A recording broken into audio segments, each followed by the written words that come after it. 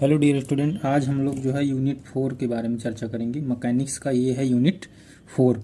Chapter का नाम है रिव्यू ऑफ पार्टिकल डायनामिक। मतलब पार्टिकल्स के बारे में एनालिसिस करेंगे। वेलोसिटी हो गया, एक्सेलरेशन होगा, डिस्प्लेसमेंट हो गया, इसके बाद प्रोजेक्टाइल मोशन हो गया। तो ये सब स्टडी करेंगे यूनिट नंबर 4 पे। ठीक ठीक है। चैप्टर के स्टार्टिंग में मैंने कुछ टर्म बताया था। जो यूनिट नंबर फर्स्ट है उसमें मैंने पहले ही लेक्चर में ये चीज़ बताया था कि काइनेटिक्स क्या होता है, काइनेमेटिक्स क्या होता है। अगर फिर से मैं एक बार रिवीजन करवा देता हूँ, काइनेटिक्स क्या होता है और काइनेमेटिक्स क्या होता है। Kinematics and kinetics,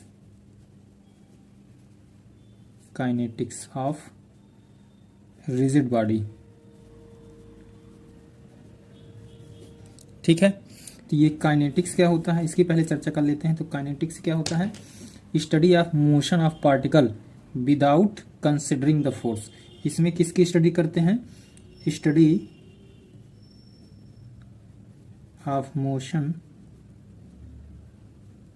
of particle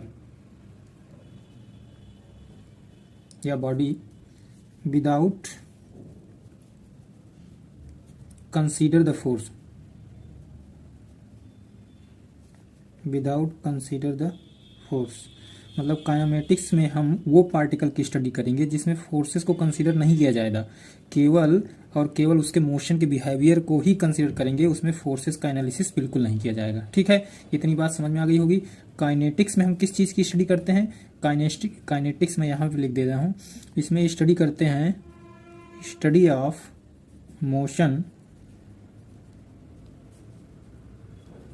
with considering forces. इसमें फोर्सेस का एनालिसिस किया जाएगा। किसमें? काइनेटिक्स में। काइनेमेटिक्स में फोर्सेस का एनालिसिस बिल्कुल नहीं किया जाएगा। तो ये दोनों में बेसिक डिफरेंस पता चल गया। अब हम लोग पढ़ते हैं क्या डिस्प्लेसमेंट क्या होता है। देखो एक एक चीज मैं बताऊंगा यहाँ पे। डिस्प्लेसमेंट पहले पढ़ेंगे, इसके बाद वेलोसिटी क्या होती है ये भी पढ़ा जाएगा, इसके बाद एक्सेलरेशन क्या होता है ये भी पढ़ा जाएगा। हालांकि ये सारे टर्म आप लोग जानते होंगे, लेकिन फिर से एक बार स्टडी करते हैं। फिर से मतलब है कि हो सकता है जो भूल गए हों। तो पहले डिस्प्लेसमेंट के बारे में पता करते हैं। ठीक है, ये डिस्प्लेसमेंट क्या होता है ध्यान से पहले परिभाषा इसकी समझ लो, हो सकता है 2 मार्क्स में आ जाए। तो the shortest distance covered from the particle, the shortest distance covered from the particle in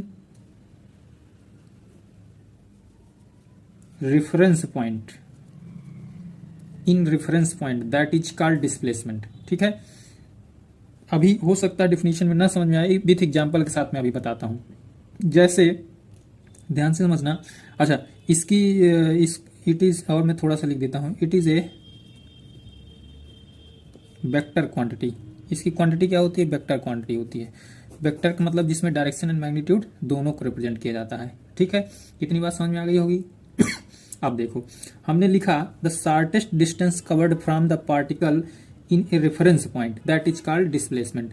मतलब जैसे कोई एक पार्टिकल यहाँ पे ये ए है, ए पॉइंट है। ठीक है, यहाँ से चलना स्टार्ट किया, ये गया बी पॉइंट पर पहुंच गया, जिसकी डायरेक्शन हमने रिप्रेजेंट कर दिया। अब बी पॉइंट से ये गया सी पॉइंट पर पहुंच गया। बी पॉइंट से कहाँ पहुंच गया? सी पॉइंट से पहुंच गया। तो एक बात बताओ, ये डिस्टेंस पहले D1 कवर किया, फिर डिस्टेंस D2 कवर किया, तो टोटल डिस्टेंस कितना कवर किया? टोटल डिस्टेंस कवर्ड कितना किया? एक D1 चला, फिर कितना चला? D2 चला। लेकिन अगर मैं आपसे पूछूं कि इनिशियल पॉइंट A है, तो A से अगर हमको पहुंचना कहां पर है? C पर पहुंचना है, तो इसकी शॉर्टेस्ट डिस्टेंस कौन सी होगी? ये वाली होगी कि नहीं? इसकी ये कौन सी डिस्टेंस है? मैं मान लेता हूं ये D3 है, तो ये कौन सी डिस्टेंस हो गई अपने पास? शॉर्टेस्ट डिस्टेंस हो गई। तो इसका मतलब ये हुआ कि टोटल डिस्टेंस कवर तो हुआ D1 प्लस D2, लेकिन अपने पास डिस्प्लेसमेंट कौन सा है? अपने पास डिस्प्लेसमेंट है केवल D3 है। हमने परिभाषा में यही तो लिखा, the shortest distance covered from the particle in reference point. Reference point हमारा ए है, तो ए से हमको शार्टेस्ट डिस्टेंस कौन सी मिली, सी, यानी कि d3 मिला। तो d3 यहाँ पे क्या है, ये डिस्प्लेसमेंट हो गया, लेकिन यहां से यहां तक जो कंसीडर करोगे वो क्या है, टोटल डिस्टेंस हो गया। तो डिस्टेंस और डिस्प्लेसमेंट में उम्मीद करता हूं कि क्या डिफरेंस पता चल गया होगा। ठीक है, एक और एग्जाम्पल समझते हैं हम। एग्जाम्पल ये है अपने पास, जैसे एक अपने पास ये रेफरेंस पॉइंट ए है और एक रेफरेंस पॉइंट ये बी है। ए से आपको बी जाना है, तो हमने क्या किया, ये गए रेफरेंस पॉइंट के माध्यम से ए से बी पहुंच गए। ठीक है, तो जब ए पॉइंट से आप बी पॉइंट पे ये रेफरेंस माध्यम ये लाइन से पहुंचा आपने, तो ये वाली जो लाइन कहलाएगी वो आपकी क्या कहलाएगी, वो डिस्टेंस कहलाएगी। ये क्या है अपने पास, ये हो गई डिस्टेंस, लेकिन शार्टेस्ट डिस्टेंस कौन से, ये है शार्टेस्ट डिस्टेंस। तो ये जो शार्टेस्ट वाली डिस्टेंस है ए और बी के बीच में, ए रेफरेंस से बी पर, तो ये क्या कहलाएगा, ये कहलाएगा डिस्प्लेसमेंट। तो ये चीज समझ में आ गई होगी। अच्छा, डिस्प्लेसमेंट के कुछ पॉजिटिव कन्वेंशन, कुछ निगेटिव कन्वेंशन भी है। जैसे देखो यहाँ पे ये हमारे पास एक ओरिजिन पॉइंट है, अगर हम इस ओरिजिन पॉइंट से ए की तरफ इस डायरेक्शन में गए तो ये पॉजिटिव डायरेक्शन हो गया। अगर ओरिजिन पॉइंट से जस्ट अपोजिट डायरेक्शन में चले, मान लेते हैं ये बी पॉइंट है, तो ये निगेटिव डायरेक्शन हो गया।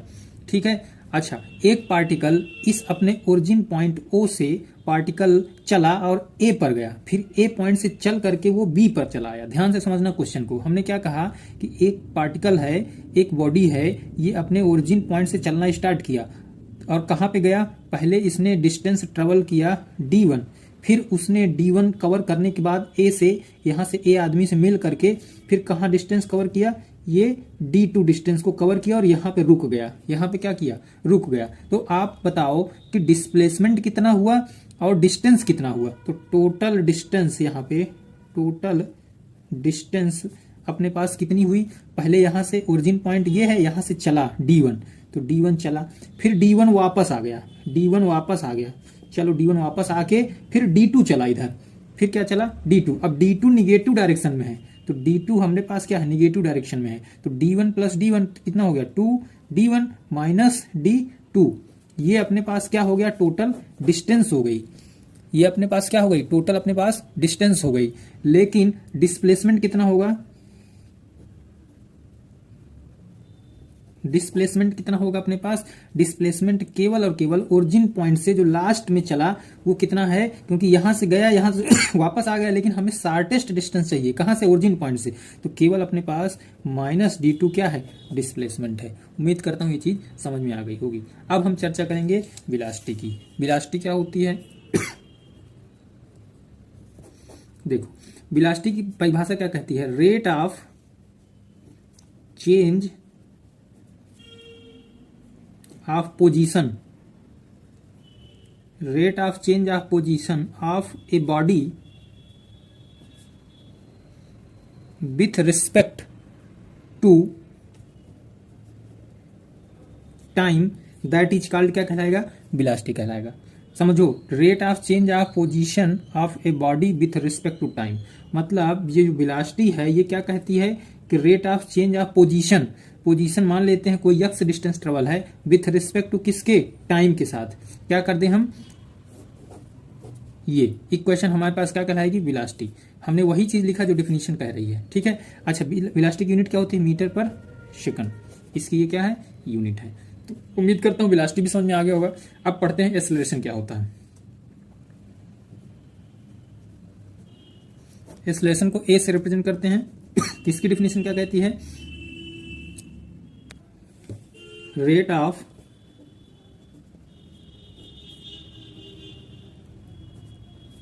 Change of velocity with respect to time, rate of change of velocity with respect to time, that is called, क्या कहलाएगा, दैट इज कॉल्ड एक्सेलरेशन कहलाएगा।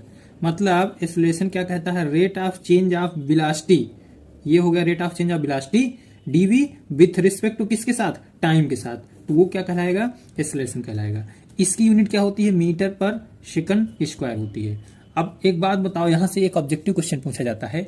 ऑब्जेक्टिव क्या है कि कांस्टेंट, अगर वेलोसिटी की वैल्यू हमारे पास कांस्टेंट हो जाए, कह रहा है rate of change of velocity. अगर वेलोसिटी का रेट ऑफ चेंज होगा ही नहीं, जैसे मतलब कहने की वेलोसिटी में कोई परिवर्तन ही ना रहे, कि जैसे मतलब कि 10 बजे वेलोसिटी मेजरमेंट किया, कुछ थी, 11 बजे कुछ थी, 12 बजे कुछ थी, मतलब हर एक टाइम पर वेलोसिटी की वैल्यू अगर कांस्टेंट हो जाए तो एक्सेलरेशन क्या होगा वहां पे, कांस्टेंट वेलोसिटी। अगर हमारे पास वेलोसिटी कांस्टेंट हो जाए तो एक्सेलरेशन की वैल्यू क्या होगी, 0 होगी। ये ऑब्जेक्टिव में क्वेश्चन पूछा जाता है, ध्यान रखना इस बात को, ठीक है। अब एक न्यूमेरिकल करते हैं अच्छा सा, तो और चीजें क्लियर हो जाएंगी। देखो अपने पास एक ये क्वेश्चन है, पहले क्वेश्चन को ध्यान से पढ़ना है। कह रहा है the equation of A motion of A particle moving a straight line is given by S बराबर 18 plus 3t square minus 2t cube. ये अपने पास कोई स्ट्रेट लाइन का एक इक्वेशन दिया है, एस बराबर 18 plus 3t square minus 2t cube, ठीक है। कह रहा है find the acceleration and velocity at A time 2 second.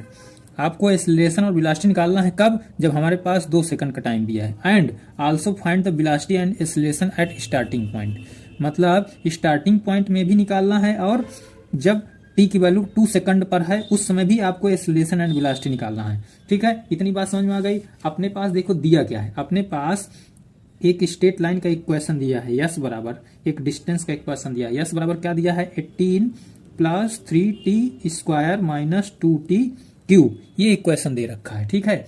हमें सबसे पहले निकालते हैं वेलोसिटी। तो वेलोसिटी के लिए आपने क्या कहा कि वेलोसिटी v बराबर होता है ds अपॉन dt।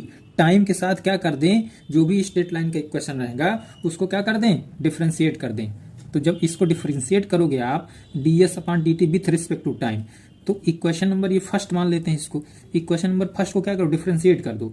जब इसको आप डिफरेंशिएट करोगे तो कितना आएगा, 18, अब इसका डिफरेंशिएशन कितना हो जाएगा, 3 2 6, 18 प्लस 6t। अब इसका डिफरेंशिएशन कितना आएगा, 3 2 6t स्क्वायर, तो 6t स्क्वायर। ये हो गया अपने पास वेलोसिटी का इक्वेशन, ये इक्वेशन नंबर सेकंड। तो ये अपने पास कौन सा इक्वेशन हो गया, वेलोसिटी का इक्वेशन हो गया, ठीक है। इतनी बात समझ में आ गई होगी। अब हमें बनाना है एक्सेलरेशन का इक्वेशन, किसका, एक्सेलरेशन का। तो एक्सेलरेशन के इक्वेशन के लिए क्या करें,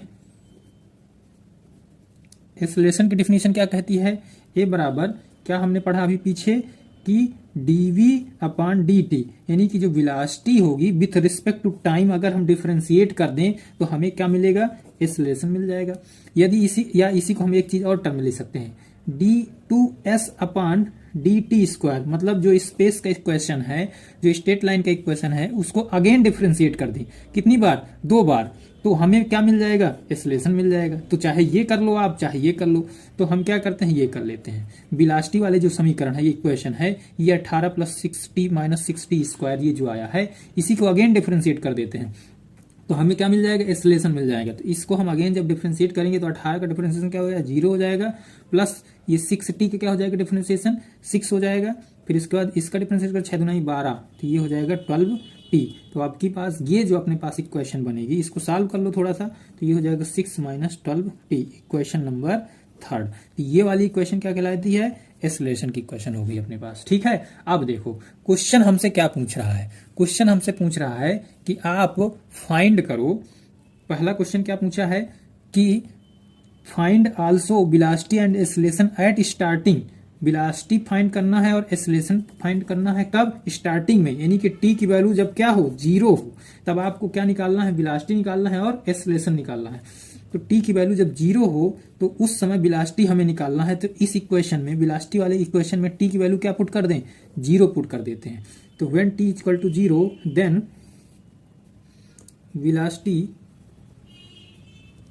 की इक्वेशन क्या है अपने पास, 18 plus 6t minus 6t square.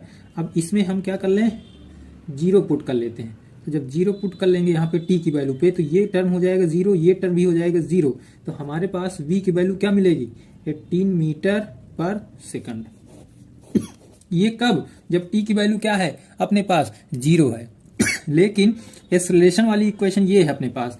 अब अगर यहाँ पे t इक्वल टू 0 पुट कर दे तो एक्सेलरेशन हमें क्या, पुट t बराबर 0, क्योंकि इनिशियल में पहले पूछा है। तो जब पुट t इक्वल टू 0 तो एक्सेलरेशन क्या हो जाएगा अपने पास, यहाँ पे 6 क्या मीटर पर सेकंड एक्सेलरेशन की यूनिट क्या होती है? स्क्वायर, मीटर पर सेकंड स्क्वायर। यूनिट लिखना जरूर मत भूलना, यहाँ पे लिखना ही लिखना है, अदरवाइज नंबर क्या हो जाएगा आपका? कट जाएगा। 100% काट लेते हैं एग्जामिनर। तो वो लोगों का फोकस क्या होता है? आपके रिजल्ट पर होता है और यूनिट पर होता है। तो यहाँ से आपने वेलोसिटी निकाल लिया, यहाँ से आपने एक्सेलरेशन निकाल लिया। कब निकाला? जब टी की वैल्यू क्या थी अपने पास? 0 थी। लेकिन आपसे क्वेश्चन में पूछा है कि when t is equal to 2 second, t is equal to 2 second पे क्या निकालना है? एक्सेलरेशन निकालना है और वेलोसिटी निकालना है। तो t is equal to 2 second पे दूसरा क्वेश्चन पूछा है इसी में, when t is equal to 2 second, now velocity and acceleration। तो t is equal to 2 second में वेलोसिटी एक्सेलरेशन क्या बनेगा? वेलोसिटी की इक्वेशन क्या थी अपने पास? 18 plus 6t minus 6t square. अब यहाँ पे v इज इक्वल टू क्या रख दें अपने पास? तो t की जगह क्या रख दें? 2 रख दें। तो v बराबर 18 प्लस 6 इंटू 2 माइनस 6 इंटू 2 का होल स्क्वायर। तो यहाँ से v की वैल्यू कैलकुलेट करो, कितना आएगा? 15 प्लस 12 ये हो जाएगा 24, टी हो जाएगा 30, 30 में से 24 घटा दो तो कितना आ जाएगा? 6 आ जाएगा। 6 क्या हो गया? ये अपने पास क्या आ गया? वेलोसिटी। ये वेलोसिटी कब है आई है? जब आपने रखा क्या? टी बराबर 2 सेकंड रखा, तो ये हो गया मीटर पर सेकंड, ये अपने पास वेलोसिटी। अब एक्सेलरेशन निकाल लो। एक्सेलरेशन की इक्वेशन क्या थी अपने पास? 6 माइनस 12 टी, ये इक्वेशन थी। यहाँ पे टी बराबर क्या रखना है? 2 रखना है। तो टी बराबर 2 रख दो तो हो जाएगा 6 माइनस और 12 इंटू 2, तो कितना हो जाएगा? 24। तो माइनस में आ जाएगी, माइनस में वेलोसिटी 18 मीटर पर सेकंड स्क्वायर। एक्सेलरेशन की वैल्यू क्या आ गई? माइनस में। अब ये माइनस क्या रिप्रेजेंट करता है, ये मैंने चर्चा डिटेल में किया था अभी जस्ट थोड़ी देर पहले, ठीक है। अब इसको बताने की जरूरत नहीं कि माइनस रिप्रेजेंट, ये माइनस एक्सेलरेशन क्या रिप्रेजेंट करता है अपने को, ठीक है। उम्मीद करता हूँ ये भी क्वेश्चन आपके समझ में आ गया होगा। आगे की चर्चा हम लोग अगले वीडियो में करेंगे। यहाँ रोकते हैं इस वीडियो को, थोड़ा सा वर्क बहुत ज़्यादा अपने पास, तो मिलते हैं अगले वीडियो में, ठीक है। ओके, तब तक के लिए बाय।